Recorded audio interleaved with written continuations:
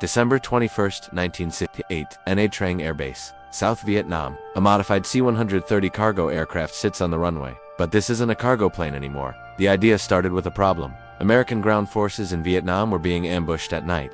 The Viet Cong would wait until dark, attack American positions, and disappear before air support could arrive. American fighter jets were too fast. They'd scream over a target at 500 miles per hour, drop their bombs, and be gone in seconds. But ground commanders needed something that could stay overhead for hours, something that could circle a battlefield, see everything, and provide continuous fire support. The Air Force needed a weapons platform that could loiter, and someone had an idea. What if we take a cargo plane, mount guns on it, and have it fly in a circle over the battlefield? The idea sounded insane, but desperate times call for desperate measures. The first prototype was called Gunship 1. Engineers took a C-130 Hercules, cut holes in the fuselage, and mounted miniguns pointing out the left side. The concept was simple. The aircraft would fly in a left-hand banking circle above the target. The pilot would keep the target in sight through his left window, and the gunners would fire downward at anything hostile. Continuous fire from above. The Viet Cong had never seen anything like it. The first test missions were against truck convoys on the Ho Chi Minh Trail, North Vietnamese trucks moving supplies south under cover of darkness. The AC-130 would orbit overhead, invisible in the night sky, and then the miniguns would open fire. Thousands of rounds per minute. The tracers looked like a solid red line from sky to ground. The trucks didn't stand a chance.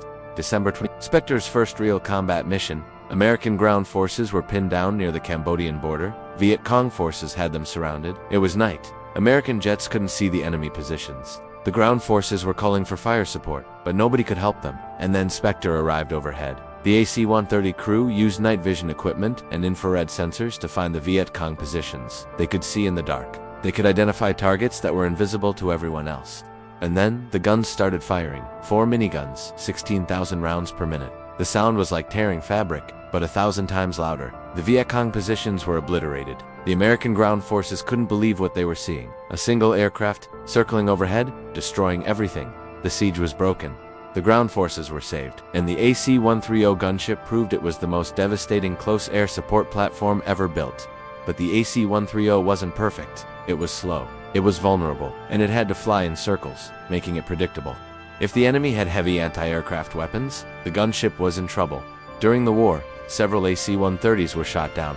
The crews knew the risks. Every time they flew a mission, they were a target, but they kept flying, because ground forces depended on them, because Americans were dying, and because nobody else could provide the kind of fire support the gunship could deliver.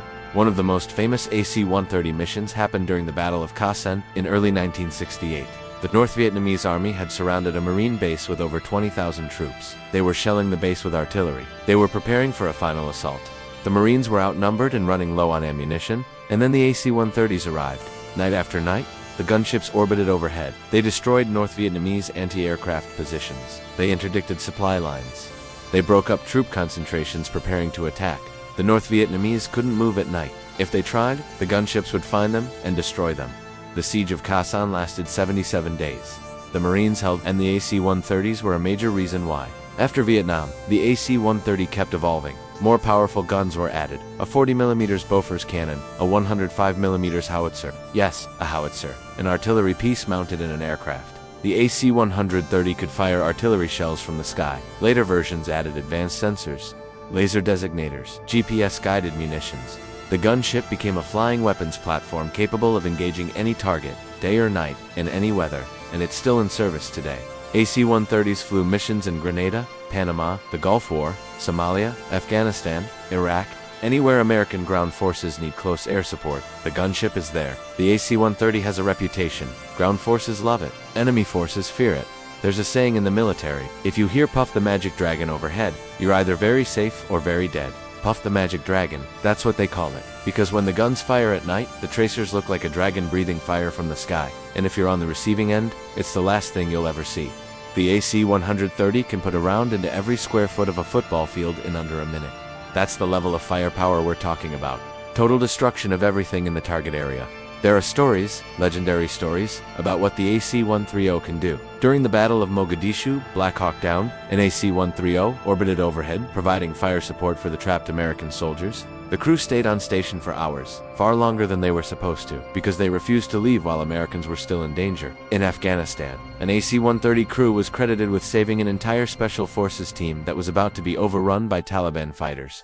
The gunship destroyed the Taliban positions with such precision that friendly forces less than 100 meters away were untouched. That's the skill of the crews. That's the capability of the aircraft. The AC-130 is more than just a weapons platform. It's a symbol that when American forces are in trouble, help is coming. And that help comes in the form of a lumbering cargo plane that circles overhead and unleashes hell. It's not fast. It's not stealthy, but it doesn't need to be. Because when the guns start firing, nothing survives. That's the legacy of the AC-130 gunship. Born in desperation during the Vietnam War, proven in combat across 5 decades, still flying, still fighting, still saving lives. If you want more stories about the aircraft that changed warfare, subscribe. We're covering the weapons and tactics that shaped modern combat.